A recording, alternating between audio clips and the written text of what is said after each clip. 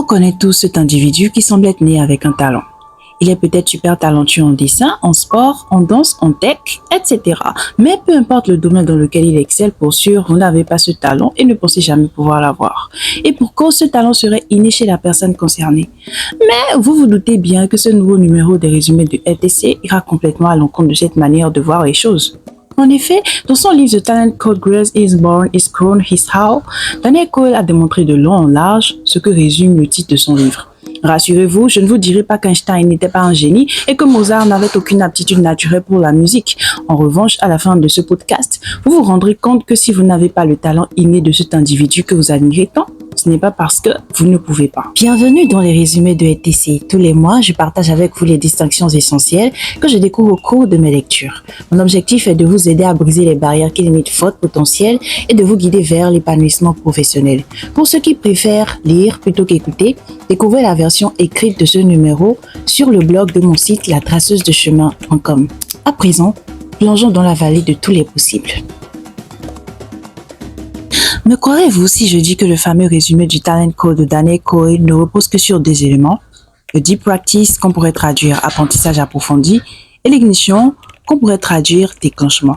Vous conviendrez avec moi que les appellations en anglais sont beaucoup plus alléchantes. Déjà essayé, déjà échoué, peu importe, essayez encore, échouez mieux. Samuel Beckett. Le principe du Deep Practice est simple. Plus vous générez des impulsions, rencontrez, surmontez des difficultés, plus vous créez des échafaudages dans votre cerveau. Plus il y a d'échafaudages, plus vite vous apprenez de nouvelles compétences et améliorez ces dernières. Les échafaudages sont une analogie entre le cerveau et le domaine du bâtiment. Dans le domaine du bâtiment, les échafaudages sont des passerelles temporaires soutenues par une charpente. Ils sont montés lors de la construction ou la rénovation d'un bâtiment. Au niveau du cerveau, cela s'apparenterait aux circuits nerveux qui sont renforcés par la myéline, cette substance magique qui sous-tend tout apprentissage. Mais on y reviendra plus tard. Revenons-en au Deep Practice ou apprentissage approfondi. L'apprentissage approfondi est un processus centré sur la détection et la correction d'erreurs au cours de la pratique. C'est ce que Cole appelle un processus hautement centré sur le ciblage des erreurs. Il n'existe donc pas de Deep Practice sans échec. Identifier ces erreurs n'a pas pour but de vous auto-flageller ou de mesurer votre potentiel de manière définitive, mais plutôt de les corriger au fur et à mesure que vous évoluez dans votre apprentissage. En procédant de cette manière, vous ne laissez pas de lacunes derrière vous et construisez un pan de plus en plus solide vers votre objectif. Dans son livre, Daniel Cole donne un exemple concret du Deep Practice ainsi que de son contraire à travers une jeune apprentie musicienne, Clarissa. Clarissa est le nom fictif d'une jeune fille sujette à une étude réalisée par le psychologue musical Gary McPherson. Classée dans la catégorie médiocrité musicale, Clarissa arrive pourtant à émerveiller le psychologue dans un enregistrement vidéo. Mais si elle est aussi nulle, qu'y a-t-il de si impressionnant dans cette vidéo? Cela vous semblera totalement absurde, mais le psychologue s'extasiait simplement parce que Clarissa faisait du Deep Practice. Comment? Voici un extrait du livre qui vous en dira plus. McPherson nous plante le décor. C'est le matin, l'heure habituelle de Clarissa pour s'exercer, un jour après son cours hebdomadaire. Elle travaille sur une nouvelle chanson intitulée Golden Wedding, un morceau de 1941 du clarinettiste de jazz Woody Herman. Elle l'a écouté plusieurs fois, elle l'aime bien, maintenant elle va essayer de la jouer. Clarissa inspire et joue 2 notes, puis elle s'arrête. Elle retire la clarinette de ses lèvres et fixe la partition. Ses yeux se plissent, elle joue cette note, la phrase d'ouverture du morceau. Elle rate la dernière note et s'arrête aussitôt, retirant vivement la clarinette de sa bouche. Elle plisse à nouveau les yeux vers la partition et chante doucement la phrase « Da-da-doum-dam », dit-elle. Elle recommence et joue le riff depuis le début, avançant de quelques notes supplémentaires cette fois. Manquant la dernière, revenant en arrière, corrigeant l'erreur. L'introduction commence à prendre forme, les notes gagnent en énergie et en expression. Lorsqu'elle termine cette phrase, elle s'arrête à nouveau pendant 6 longues secondes, semblant la rejouer dans sa tête, les doigts encore sur la clarinette. Elle se penche en avant, inspire et reprend. Ça sonne plutôt mal, ce n'est pas encore de la musique, c'est un enchaînement haché, hésitant au ralenti, truffé d'arrêts et de ratés. Le bon sens nous dirait que Clarissa échoue, mais ici, le bon sens aurait complètement tort. Fin de citation. Par ailleurs, le psychologue soulève que Clarissa fonctionne de cette manière en se comparant à une référence qu'elle a dans son esprit. Vous comprendrez l'importance de cette référence quand on parlera de l'ignition. Dans les minutes qui suivent, dans le même enregistrement vidéo, Clarissa se met à pratiquer une autre mélodie, ce Blue Danube. Mais cette fois-ci, elle ne s'interrompt pas en pleine pratique. Ce passage agace McPherson qui retourne en arrière pour la revoir jouer Golden Wedding. Pour lui, c'était affreux parce qu'elle n'apprenait rien, ne progressait pas et perdait juste son temps. Certes, la mélodie était reconnaissable, mais le résultat était loin d'être parfait. Et en ne s'arrêtant pas sur ses erreurs pour les corriger, Clarissa ne pouvait pas combler ses lacunes au fur et à mesure. L'expérience de Clarissa ne vous parle pas? Peut-être bien que celle des grandes stars du football brésilien vous séduiront. Que vous soyez ou non fan de football, vous avez certainement entendu parler de Pelé, sans doute de Robinho et peut-être de Juninho. Tous les trois ont un point commun qu'ils partagent avec les plus grands joueurs de football brésilien, le futsal. Appellation moderne du football du salo, football en salle en portugais. Le fameux dribble élastico popularisé par Ronaldinho est né du futsal. Il en est de même pour le but de l'extérieur du pied qui a été marqué par Ronaldo en Coupe du Monde 2002, le Despero, le barré et la vaselina. Le futsal est une version intensive du football qui se joue dans une salle de la taille d'un terrain de basketball. Le sol est en béton, en bois ou en terre battue. Le ballon qui ne rebondit pas est 2 fois plus petit et 2 fois plus lourd qu'un ballon normal. Enfin, chaque équipe est faite de 5 à 6 joueurs au lieu de 11. Si les joueurs brésiliens qui ont beaucoup pratiqué le futsal sont aussi bons, c'est en raison du nombre de répétitions incalculables que permet cette version brute du football. Selon une étude de l'université de Liverpool mentionnée dans le Talent Code, les joueurs de futsal touchent 6 fois plus le ballon en 1 minute que dans le football. Par ailleurs, la taille et le poids du ballon rendent sa manipulation plus complexe et la taille du terrain rend les passes plus techniques. En se retrouvant sur un vrai terrain de football, les joueurs de futsal ont soudainement plus d'espace pour déployer leur potentiel. Enfin, faisons un petit rebond dans les années 1900. Les Z-Boys skataient d'une manière que personne n'avait jamais vue. Ils faisaient des figures aériennes, ils frottaient leurs planches contre les trottoirs et les rampes. Ils dégageaient une attitude rebelle et marginale qui est devenue aujourd'hui le langage commun du sport. Surtout, ils possédaient un sens du timing spectaculaire, faisant leur début lors du championnat de skateboard Ban Cadillac à Del Mar, en Californie, durant l'été 1975. Fin de citation, extrait de The Talent Code de Daniel Coyle. En réalité, les It Boys n'étaient pas sortis de nulle part avec un talent inné comme l'ont cru beaucoup à l'époque. La plupart des membres du groupe étaient des surfeurs aguerris qui avaient passé des centaines d'heures sur leur planche. Ils avaient ensuite transposé leur style de surf dans la rue. Mais ce n'est pas tout. Ils avaient longtemps pratiqué le skateboard dans des piscines rectangulaires vides. Si vous avez déjà vu des skateurs, vous savez sans doute que les surfaces de prédilection sont arrondies. Avec les piscines, la marge d'erreur était quasiment inexistante. S'ils se rataient, ils tombaient brutalement. Et d'ailleurs, à mon sens, le sport qu'ils pratiquaient aurait dû être appelé poolboard ou piscineboard et non skateboard. Alors, à ce stade, vous avez certainement compris que le deep practice n'est pas une simple question de pratiquer en quantité. Il s'agit plutôt de pratiquer en qualité. Cette pratique repose sur des règles qui ont été décrites par le journaliste dans son best-seller. Elles sont au nombre de 3. Règle numéro 1. Couper en morceaux. Vous vous souvenez de Clarissa? Comme l'a dit le psychologue musical Gary McPherson, elle avait un modèle dans sa tête auquel elle se comparait constamment. Et c'est la première étape quand on veut réussir son deep practice, trouver son modèle. Trouver un modèle n'est pas nécessaire pour apprendre une compétence, mais si vous voulez maîtriser rapidement cette compétence, vous n'avez plus le choix. Cette étape n'est pas seulement mise en avant dans le Talent Code, elle fait également partie des 3 étapes pour maîtriser n'importe quelle compétence en un temps record, selon l'un des plus grands coachs en transformation de vie de toute l'histoire, Anthony Robbins. D'après Robbins, la première des 3 étapes pour maîtriser n'importe quel domaine en temps record est de calquer le comportement d'un maître du domaine. Il ne s'agit pas de choisir une personne qui est bonne ou moyenne, mais une personne qui excelle. Si vous voulez maîtriser le fadeaway, calquez Michael Jordan ou Kobe Bryant, par exemple. Si vous voulez maîtriser le cubisme, calquez Pablo Picasso. Si vous voulez la voix de Beyoncé, calquez Beyoncé. Si vous voulez créer des théories aussi révolutionnaires que celles d'Einstein, je vous laisse compléter la suite. Revenons-en à des compétences plus courantes dans le monde du travail. Pour l'art oratoire, par exemple, calquez un modèle qui correspond au style que vous recherchez. Martin Luther King, par exemple, Barack Obama ou peut-être Fanta Condé. Si vous voulez devenir un as du montage vidéo, calquez le style d'un monteur vidéo auquel vous voulez ressembler. Il en est de même pour la vente, la négociation, etc. Vous vous demandez peut-être si calquer signifie devenir une pâle copie. Mais ce n'est clairement pas le cas. Le fadeaway a été perfectionné par Michael Jordan, mais il ne l'a pas inventé. Et pour le maîtriser, il a dû calquer les joueurs qui le faisaient parfaitement avant lui.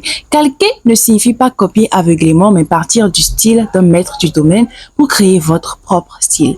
Mais avant, il faut maîtriser le mouvement de base entre guillemets. Dans le cas de l'apprentissage d'une compétence, le mouvement de base peut être défini comme la mise en pratique de cette compétence perçue dans son ensemble. Le deep practice, comme l'indique son nom, ne relève pas de la théorie, mais uniquement de la pratique, ou majoritairement. Vous ne pouvez donc pas réellement l'utiliser en suivant un cours théorique, qu'il soit présentiel ou distanciel. Une fois que vous avez votre référence, vous devez commencer par absorber l'image de la compétence physique. Elle est généralement liée à 3 sens, le visuel, l'auditif et le kinesthésique qui correspondent au mouvement et à la sensation. En fonction de la discipline, l'absorption du mouvement peut impliquer plus d'un sens à la fois. Par exemple, observer un musicien jouer est à la fois auditif et visuel. Cela peut être indirectement kinesthésique dans le sens où pour reproduire ces gestes, il faudra transposer ces mouvements sur votre propre corps. Par exemple, si vous voulez devenir un as du fadeaway, vous devez absorber l'image de Michael Jordan faisant un fadeaway jusqu'à être capable de vous visualiser en train de faire de même. L'absorption demande plus ou moins de temps selon les cas et elle n'a pas besoin d'être consciente. Ceci est une excellente nouvelle parce que vous n'avez pas besoin de mettre une énergie folle à la phase de l'absorption. Vous pouvez juste enchaîner des vidéos du fameux fadeaway en automate. La phase d'observation est encore appelée immersion dans le vocabulaire d'Anthony Robbins. Elle peut concerner un seul mouvement ou plusieurs mouvements à la fois. Par exemple, dans le fadeaway, c'est un seul mouvement qui constitue la compétence physique. Dans l'art oratoire, c'est tout un ensemble. Langage verbal et non verbal, et chacune de ces deux sphères englobe des sous-sphères. Avoir les notions théoriques vous permet d'avoir les bases et l'immersion vous permet de visualiser ces bases de manière contextualisée, sans que vous ayez besoin de nommer chaque mouvement. À force d'être immergé, vous les absorbez. L'immersion pour l'art oratoire, par exemple, serait d'assister régulièrement à des conférences de votre modèle, de préférence en présentiel ou sinon à distance. Une fois que vous avez une image globale de la totalité du mouvement, vous devez le découper en petits morceaux. Revenons-en à l'exemple de l'art oratoire. Une fois que vous avez suffisamment été immergé, vous pourrez comme par magie identifier comment votre modèle gère les morceaux suivants. La gestion du stress, la gestion du regard, la posture et la gestuelle, la structure du discours, l'interaction avec le public, la respiration et le débit verbal. Avoir des notions théoriques avant l'immersion peut être intéressant parce que cela vous permet de mettre une image sur les morceaux du mouvement au fur et à mesure. Mais vous pouvez très bien commencer par l'immersion et étudier la théorie en parallèle. Vous pouvez même aller plus loin en coupant ces morceaux en plus petits. Imaginez à quel point votre prestance sera parfaite si vous devenez un maître de chacun de ces domaines séparément, puis les combiner en un seul corps. Et enfin, la dernière partie de la première règle, c'est le ralenti. Dans les incubateurs de talent que Daniel Coyle a visité au cours de ses recherches, il a plusieurs fois remarqué que les jeunes apprentis ralentissaient ce qu'ils apprenaient. Les notes pour la musique, les mouvements pour les sports. À Meadowmount, une école de musique, le rythme était 3 à 5 fois plus lent durant l'apprentissage. L'un des formateurs avait même une drôle de règle. Si un passant pouvait reconnaître le morceau de musique joué, c'est que la pratique n'était pas bien faite. Le ralenti fonctionne parce qu'il permet de s'occuper des erreurs avec beaucoup plus de précision. Aussi, il vous permet d'avoir une vision plus large sur les modèles internes de la compétence. Continuons avec l'exemple de l'art oratoire. Vous vous demandez sûrement s'il va falloir que vous parliez 4 fois moins vite lors de vos entraînements. Rassurez-vous, pour le moment, je n'ai vu aucun maître de l'art oratoire donner un tel conseil. Le ralenti dans ce cas sera plutôt métaphorique. Par exemple, lorsque vous vous filmez en train de prendre la parole et que vous observez ensuite la vidéo pour relever les problèmes, vous êtes en train de faire du slow it down, c'est-à-dire du ralenti en anglais. Si c'est la négociation que vous essayez de maîtriser, le slow it down serait par exemple d'avoir une checklist que vous devez parcourir à la fin de chaque négociation. Celle-ci permettant d'identifier vos lacunes et de les ajuster pour les prochaines fois. Tout comme Clarissa avec Golden Wedding, vous prenez le temps de vous arrêter, de repérer vos erreurs et de les ajuster. Le contraire serait de pratiquer incessamment sans jamais identifier les erreurs, tout comme l'a fait Clarissa avec ce Blue Danube. Chaque fois que vous n'arrivez pas à savoir comment vous pourriez pratiquer le ralenti, demandez-vous comment vous pourriez procéder pour identifier les erreurs et les corriger. Règle number 2 du Deep Practice, la répétition.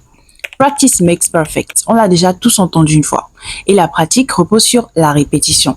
Mais pas une répétition passive, une répétition bien calibrée autour de ce que Robert Bjork, directeur du département de psychologie à la UCLA à l'époque, appelle le sweet spot.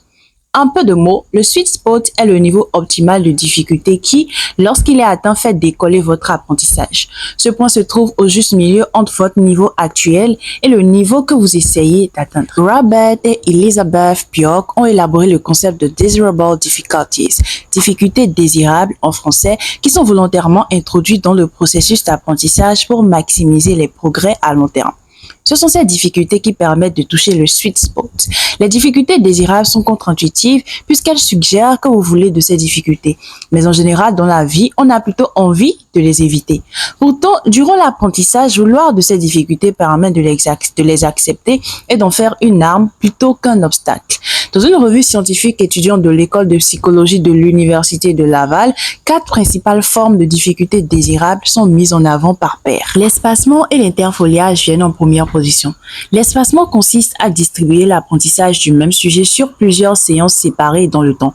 Le but étant de donner le temps au cerveau d'oublier et d'être obligé de réapprendre. Quant à l'interfoliage, c'est le fait d'insérer dans les espaces vides entre 2 séances un autre sujet.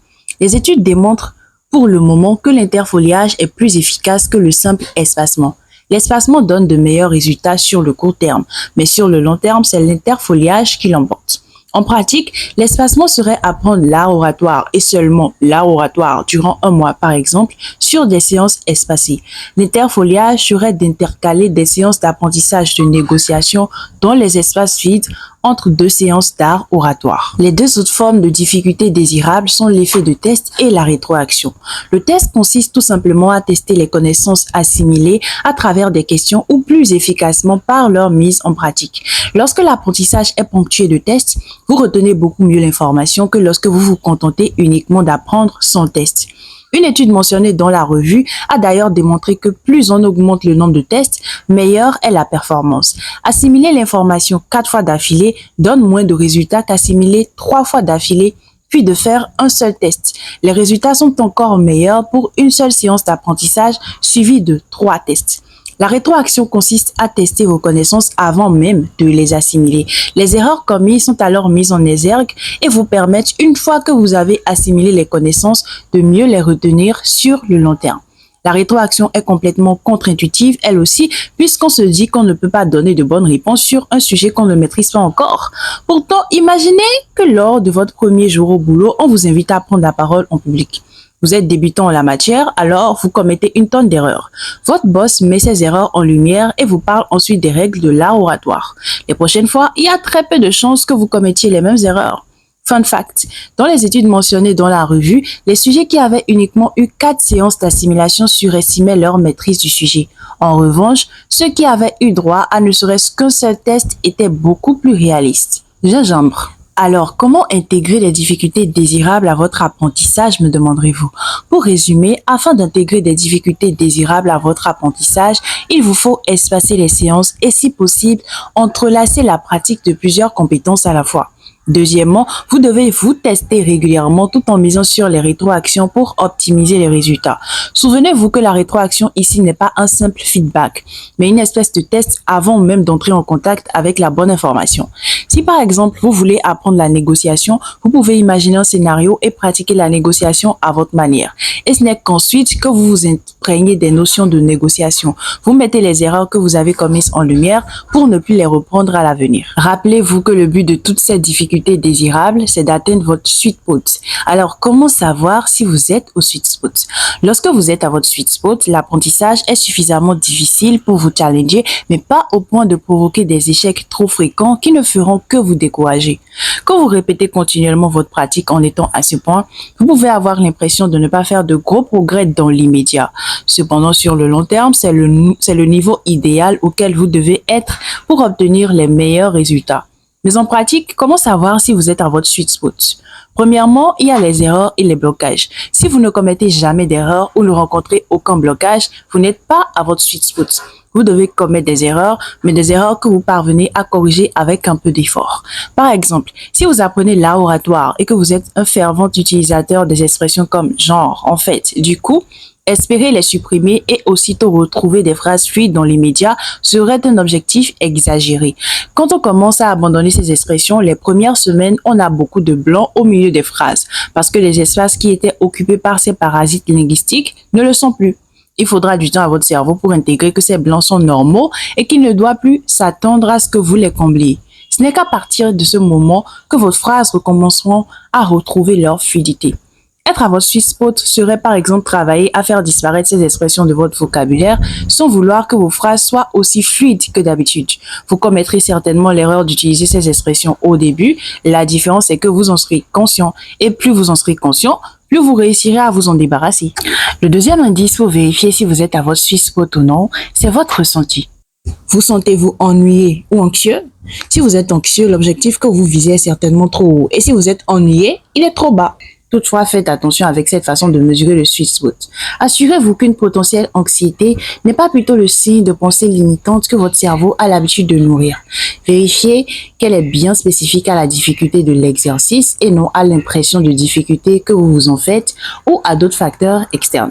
Enfin, la dernière méthode pour vérifier si vous êtes à votre sweet spot est de vérifier si vous êtes en état de flow. Selon le psychologue hongrois Mihaly Csikszentmihalyi, l'état de flow est une expérience où vous êtes en zone et complètement immergé dans ce que vous faites au point de ne penser à rien d'autre. Cet état de flow peut être considéré comme un état qui survient lorsque vous touchez le sweet spot ou ce que les psychologues Robert Yerkes et John Dillingham-Dodson appellent la loi de Yerkes-Dodson. Cette loi, dont James Clear fait cas dans son livre Atomic Habits, Tiny Changes, Remarkable Results, établit que pour être au maximum de vos performances, vous devez toucher un juste milieu entre l'ennui et l'anxiété. En dessous de ce point, vous êtes en dessous de vos capacités maximales. Et au-dessus, vos performances baissent de nouveau. Pour clôturer cette deuxième règle du Deep Practice, vous vous demandez peut-être à quelle fréquence il faut répéter. Dans son livre, Daniel Coyle mentionne que dans la plupart des incubateurs de talent, les apprenants pratiquent moins de 3 heures par jour. Le chercheur Anders Ericsson a d'ailleurs démontré que le Deep Practice ne peut être maintenu plus d'1 à 2 heures par séance. Autrement dit, si vous trouvez votre sweet spot et que vous pratiquez 1 à 2 heures par jour, vous avez une bonne fréquence de pratique. Gardez à l'esprit que le sweet spot évolue avec vous. Plus vous maîtrisez une compétence, plus votre sweet spot sera avancé. De même si vous débutez avec une personne qui est au même niveau que vous, il est possible que son sweet spot soit différent du vôtre. Enfin, troisième et dernière règle de l'apprentissage approfondi, ressentir. Attention, connecter, construire, ensemble, alerte, focus, erreur, répéter, fastidieux, seuil, éveiller. C'est la liste de mots que Daniel Coyle a recueillis lorsqu'il a demandé aux personnes rencontrées dans les incubateurs de talent comment ils décriraient leurs pratiques les plus productives. En revanche, il n'a recueilli aucun des mots suivants: naturel, sans effort, systématique, automatique. Pour que votre Deep Practice soit efficient, vous devez apprendre à ressentir quand ça dégamme en griffe. Les dégammages représentent les moments où surviennent les plus petites erreurs dans votre pratique. Maintenant, notre exemple avec l'apprentissage de l'art oratoire. Cette troisième règle veut que vous ressentiez lorsque votre volume de voix est mal ajusté par exemple. Ce sentiment est loin d'être naturel pour la plupart des gens. En vous référant à la liste de mots ci-dessus, vous vous rendrez compte qu'il vous faut de l'attention, de la connexion, de l'alerte, du focus, de l'éveil pour capter ce genre d'erreur. Le sentiment viendra donc uniquement si vous décidez volontairement d'être sensible au dégammage. C'est fastidieux de rester dans un tel état de concentration sur une longue période. Et c'est certainement pour cela qu'il est difficile de faire du Deep Practice pendant plus de 2 heures d'affilée. Pour faire du Deep Practice, choisissez une cible, visez-la, puis mesurez l'écart entre votre cible et le niveau que vous avez atteint. Ensuite, reprenez le processus jusqu'à ce que votre cible soit atteinte. À présent que vous connaissez le fonctionnement du Deep Practice, passons à ce que j'appelle son ciment, la myéline. Souvenez-vous du principe du Deep Practice.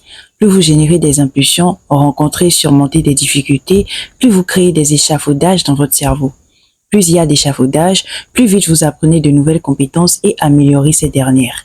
Dans le cerveau, ces échafaudages sont constitués par les circuits nerveux et renforcés par la myéline, cette substance magique qui sous-tend tout apprentissage.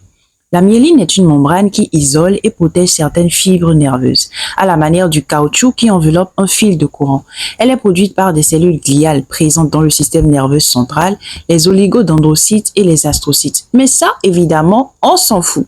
Ce qu'il est important de retenir ici, c'est que la myéline est le ciment du Deep Practice. Alors, comment ça marche?